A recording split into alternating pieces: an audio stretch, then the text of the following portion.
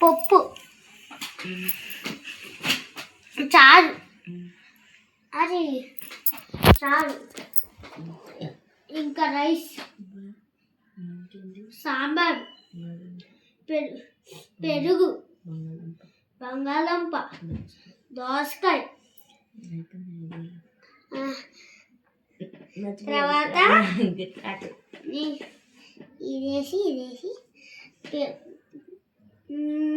బిర్యానీ వేసి ఆకేసి బిర్యానీ వేసి పెరుగు చారేసి పెరుగు చట్నీ వేసి చికెన్ వేసి కలిపి నీకొక ముద్ద నాకొక ముద్ద, నీకొక ముద్ద నాకొక ముద్ద. ఇంకా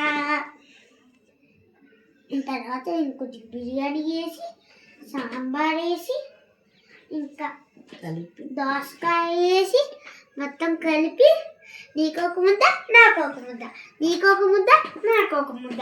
అది ఇంకా అన్నం పెట్టి సాంబార్ వేసి కలిపి నీకొక ముద్ద నాకొక ముద్ద. సాంబార్ మళ్ళీ రైస్ వేసి మళ్ళీ పెరుగు వేసి నీకొక ముద్ద నాకొక ముద్ద. మళ్ళీ రైస్ వేసి మళ్ళీ చికెన్ వేసి ఇలా కలిపి నీకొక ముద్ద నాకొక ముద్ద.